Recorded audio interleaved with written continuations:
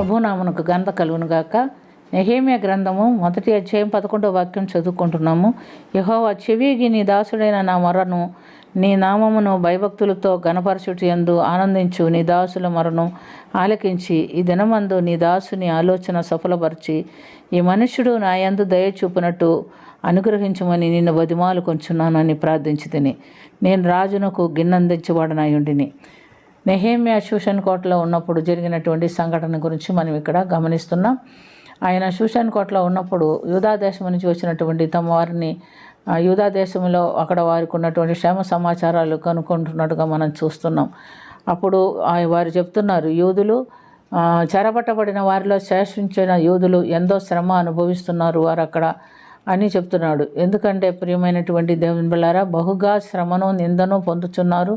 మరియు యెరూషలేము యొక్క ప్రాకారములు పడదోయబడినది, దాని గుమ్మములు అగ్నిచేత కాల్చబడినవని చెప్పినప్పుడు నెహెమ్యా ఆ మాటకి చాలా బాధపడి ఆయన కొన్ని దినములు కూర్చుండి ఏడ్చి ఉపవాసం ఉండి కన్నీరు కార్చి దేవునికి ప్రార్థన చేస్తున్నట్టుగా మనం చూస్తున్నాం. ఏమని ప్రార్థన చేశాడంటే, తాము చేసిన పాపమును బట్టి, తమ పితరులు చేసిన పాపమును బట్టి, ప్రస్తుత పాపమును బట్టి దేవుని యొద్ద ఉపవాసం ఉండి ఏడ్చి క్షమాపణ అడిగి ప్రార్థన చేస్తున్నాడు. ఎందుకంటే మరి ఆ యొక్క పాడైపోయినటువంటి పునాదులు మరలా కట్టించేదానికి దేవుని అక్కడికి వెళ్ళటానికి షూషన్ కోటలో ఉన్నటువంటి రాజు దగ్గర ఆయనకి అనుమతి కావాలని ప్రార్థన చేస్తున్నాడు. ప్రియమైనటువంటి దేవుని బిడ్డలారా, ఈ దినం మన కుటుంబాల్లో కూడా ఎంతోమంది నశించిపోయే వాళ్ళు ఉన్నారు. నశించిపోయే భయంకరమైనటువంటి దినాల్లో ఉంటున్నాం. చెడు వ్యసనాలు, చెడు ప్రవర్తనలు, మత్తు పదార్థాలకు అలవాటు పడిపోయిన వాళ్ళు, మరి వ్యభిచారానికి బానిసలైపోయిన వాళ్ళు, ఎన్నో విధాలైనటువంటి వాళ్ళు, పతనమైన స్థితిలో ఉన్నటువంటి కుటుంబాలని మనం చూస్తున్నాం. కానీ వాళ్ళ కొరకు మనం ఏమీ చేయలేకపోతున్నాం, మనం ఏం ప్రార్థన చేయలేకపోతున్నాం. మనలో ఎంతమంది మరి కూర్చుండి ఉపవాసం ఉండి ఏడ్చి ప్రార్థన చేసి దేవుని సన్నిధిలో ఆయన కృప కొరకు ప్రార్థన చేస్తున్నామో ఒకసారి ఆలోచన చేసుకోండి. ఈ విధంగా కొన్ని దినాలు ఉపవాసం ఉండి ఏడ్చి ప్రార్థన చేసి మరి రాజు సముఖమునకు వెళ్ళినప్పుడు రాజు అతన్ని చూచి, నీకు వ్యాధి లేదు కదా, నీ ముఖం ఏంది చాలా దుఃఖంగా నాకు కనబడుతున్నదని ఆయన అడిగినప్పుడు ఆయన అంటున్నాడు, అయ్యా మా పితరుల పట్టణము నశించిపోయింది, మా పితరుల పట్టణం కాల్చబడింది, అందుని బట్టి నేను బాధపడుతున్నాను, నాకు వ్యాధి లేదు కానీ నాకు బాధ కలుగుతుంది అని చెప్పినప్పుడు మరి ఆయన అడుగుతున్నాడు, నీకేం కావాలని నీవు అడుగుతున్నావు అంటే, నేను అక్కడికి వెళ్ళటానికి నాకు నీ పర్మిషన్ కావాలి, అంత మటుకే కాదు, ఏం కావాల్సినో నువ్వు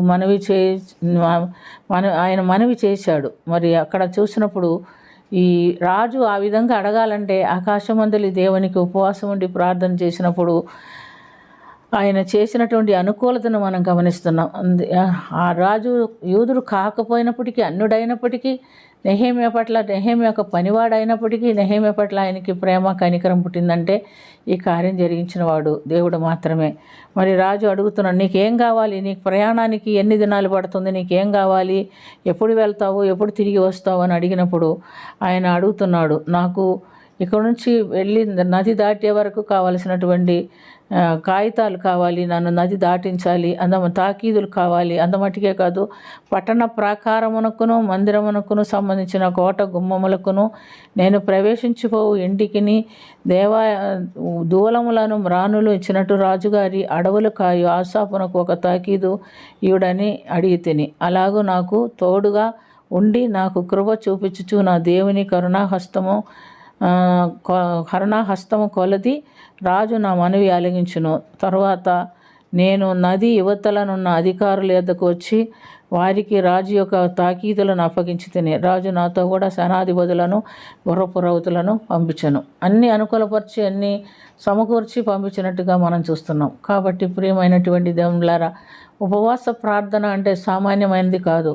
మనం ఒక పని చేత కానప్పుడు, మన వల్ల కానప్పుడు, కేవలం ఒక షూషన్ కోటలో ఉన్న పనివాడు బానిస మాత్రమే నెహెమ్యా, అతను ఉపవాసంతో రాజు మనసును ఒప్పించి రాజు దగ్గర తనకు కావలసిన వాటి అన్నిటినీ సమకూర్చుకొని అక్కడికి వెళ్ళగలిగాడంటే అది కేవలం ఉపవాస ప్రార్థన వల్ల మాత్రమే. కాబట్టి ఈ దినము మనకు ఇదొక ఉదాహరణ పెట్టుకొని మనం కూడా అయ్యా నశించిపోయే అనేక ఆత్మల కొరకు ఉపవాసం ఉండి ప్రార్థన చేసినప్పుడు దేవుడు తప్పకుండా అసాధ్యమైన వాటిని సాధ్యపరిచేవాడని ఈ యొక్క వాక్యం ద్వారా మనం తెలుసుకుంటున్నాం. కాబట్టి ఇప్పటి నుంచైనా ఒక తీర్మానం తీసుకొని కొన్ని ఆత్మల కొరకైనా, మన ప్రియులైన వారి కొరకైనా, మరి అనేకమైన బంధకములో ఉన్న వారి కొరకైనా ఉపవాసాలు ఉండి ప్రార్థన చేసి ఆ ఆత్మల విడుదల పొందుకునేటట్టుగా దేవుని సన్నిధిలో మనవి చేసుకుందాం, ప్రార్థన చేసుకుందాం. ప్రేమ కలిగిన తండ్రి, కృప కలిగిన ప్రభువా, నెహెమ్యా కూర్చుండి ఏడ్చి కన్నీరు కార్చి ఉపవాసం ఉండి ప్రార్థన చేసినప్పుడు రాజు సమ్మకము నుండి తనకేం పొందవలసి ఉన్నదో సమస్తం పొందుకునేదానికి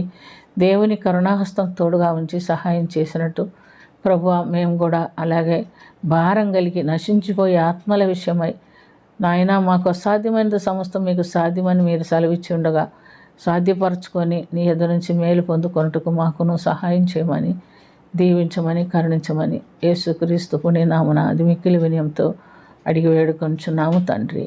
ఆమేన్.